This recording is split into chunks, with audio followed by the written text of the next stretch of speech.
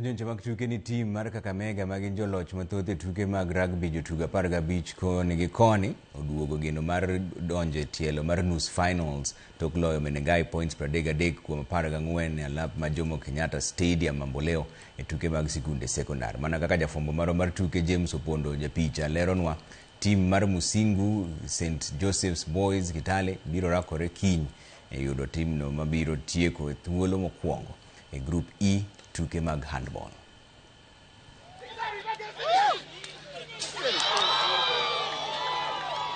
Tim nyiri ma ng'iya girls magin joloch tuke mag hockey gwenge ma Nyanza ng'ado tiko mar nus finals tok loyo tuke gi ariyo mag group. Ng'iya magin joloch midila mar bronze higa mokalo nolo tim mar AIC Nyayo gonde 3-1 e tukgi ma kawuono ka kidieny mar Yowuoyi Kisumu Day norodho mboni gonde 3-1 e kinde ma St Anthony's Boys Kitale to nong'ado tiko mar nus finals. Pindo ng'ang'ana moneno kaka kwaloyo game nendo. AIC Nyayo sebet ka biro kinde mang'eny e nationals nyaka East Africa, koro ne wan gi mane pachwa ni wadhi tugo gi tim matek. Omiyo kata ka ne giyudo gol achiel nwa strategies maber mondo waduog gogi mang'eny. Joloch mathoth e tuke mag handball Musingu gi St Joseph Boys Kitale nodonjo nus finals tok loyo Kenyatta Boys gi St Mary's Yala gonde 37 kuom 21 gi 27 kuom 21 kaluwore. Kata kamano gibiro rakore kiny e tuk group mogik mondo giyud tim mabiro tieko thuolo mokwongo e group no. To mention our arch rivals who are the national champions Kimilili Boys for last year, we dethroned them this year. And they don't expect less. The region does not expect anything less than a trophy.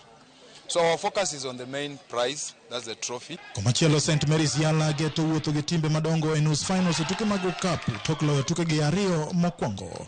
Yala ne otengo joloch mawuok masawa mar piny Kenya Mangu High points 74 kuom 49. Well, the many times that nationals have been there, all teams in the semis are always good teams.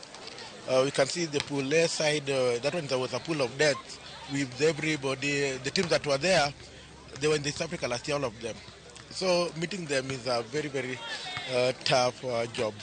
Kano wuyo gi Ramogi TV, manager mar tudruok e kambi chak mar Brookside Wilson Okon lero ne gin gi jolony mabiro rango jotugo masulwe e tuke gi kendo miyo gi sir mar dhi nyime gi sombgi kaka yo mar gero mich margi kaachiel gi somo. Ma en singo mwamiyo gi kaka kambi chak mar Brookside Dairy mondo ging'e ni ok en mana tugo madhi mbele sani ni.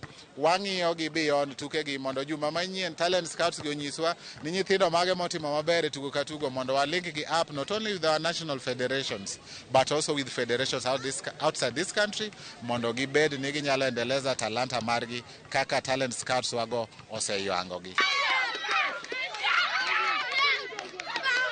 Timbe osechako ng'ado tiko mar donjo e tielo mar nus finals e tuke mag sikunde sekondar ka tim mar nyiri mar ng'iya manotieko thuolo mar 3 higa mokalo nigi geno mar kawo goldi e tuke ma higani ma ibago e kaunti ma Kisumu. Ne Ramogi TV, nyinga en James Opondo.